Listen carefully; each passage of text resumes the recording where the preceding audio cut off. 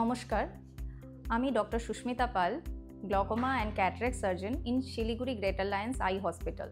দেখুন, আমাদের I surgeon হিসেবে অনেক রকম এক্সপিরিয়েন্স ফেস করতে হয় লাইফে, যেটা অনেক রকম ডিফিকাল্ট সিচুয়েশন ফেস করতে হয়, ডিফিকাল্ট ডিসিশন মেকিং, যার মধ্যে আমি আজকে আপনাদের সঙ্গে যেটা শেয়ার করব সেটা একদমই আমার একটা মিক্সড এক্সপিরিয়েন্স, যেখানে শুধুমাত্র যে আমার প্রফেশনাল এক্সপার্টাইজ শুধুমাত্র নয়, আমার ইমোশনাল একটা দিকও জড়িয়ে আছে এটার সঙ্গে। এটা হচ্ছে যে আমার বাবা কিছুদিন ধরেই বলছিলেন যে ওনার চোখের দৃষ্টি আস্তে আস্তে কমে আসছে। তো আমি তারপরে বাবাকে বললাম, অনেকদিন ধরেই বলছিলাম যে তুমি এসো আমাদের এখানে একবার চেক আপ করিয়ে যাও। তো উনি এলেন, আর আমি দেখলাম যে বাবার চোখে ছানি পড়েছে। তো ছানি যেহেতু পড়েছে, মানে যেটাকে আমরা বলি ক্যাটারাক্ট, তো ছানি যেহেতু পড়েছে, ক্যাটারাক্ট সার্জারি ছাড়া অন্য কোনো উপায় নেই। তো ডিসিশন তো সার্জারিরই ছিল।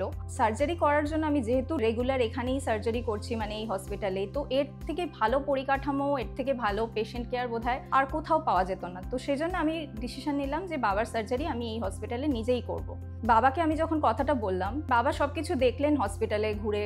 তো তখন ওনারও মনে হলো যে এর থেকে ভালো পরিকাঠামো কোথায় পাবেন, আর মেয়ের ওপর ভরসা তো ওনার ছিলই। তারপর সার্জারির দিন এলো, তখন আমার যেরকম রুটিন সার্জারি থাকে, তো অনেক কেসেসই ছিল। তো সব কেসেস শেষ করে আমার বাবার সার্জারি লাস্টে ছিল। তো বাবার সার্জারির আগে যে সার্জারিটা ছিল সেটা ভীষণই একটা ডিফিকাল্ট সার্জারি ছিল। অ্যাকচুয়ালি আমাদের সার্জিক্যাল স্কিল বা এক্সপার্টাইজ বা ডিসিশন মেকিং, এগুলো যখন সামনে ইমোশনাল একটা ব্যারিয়ার চলে আসে, তখন কিন্তু ডিসিশন মেকিংটা এত ইজি থাকে না। তো আমি একটা ভীষণ টেনশনের মধ্যেই ছিলাম। বাবার ঠিক আগের সার্জারিটা যখন করলাম না, তখন ওই সার্জারিটা এতই ডিফিকাল্ট ছিল এবং সেটা অনেক ভালোভাবেই হয়ে গেল। তখন আমার বাবার যে চোখের জন্য যে টেনশনটা, সেটা যেন কোথায় একটা আমি ভুলে গেছিলাম। যে মানে মনে হলো যেন সব পেশেন্টের যেরকম চোখ ইম্পর্টেন্ট, বাবার ক্ষেত্রেও চোখটা ঠিক ততটাই ইম্পর্টেন্ট। বাবাকে যখন মাইক্রোস্কোপের কাছে নিয়ে আসা হলো এবং আমি যখন সার্জারি শুরু করলাম, তখন আমার মনের মধ্যে যেন একটা অদ্ভুত নিজের থেকেই ভরসা পেলাম। মনে হলো যে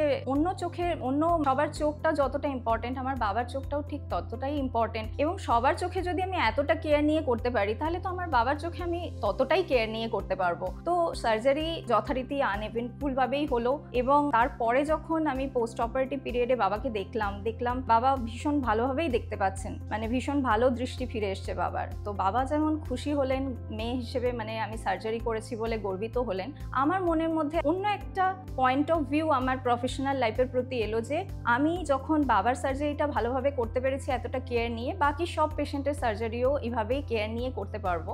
আর এই হসপিটালের পরিকাঠামোর ব্যাপারে তো আপনাদের আর কিছু বলার নেই। আপনাদের চোখের রেগুলার চেক আপ তো দরকারি, রুটিন চেক আপ। এখানে কতটা ভরসাযোগ্য এখানের পরিকাঠামো, সবাই কতটা কেয়ারিং, আমরা কেয়ার প্রফেশনাল যারাই এখানে হসপিটালে আছেন, তারাই কতটা কেয়ারের সঙ্গে প্রত্যেক পেশেন্টকে দেখেন।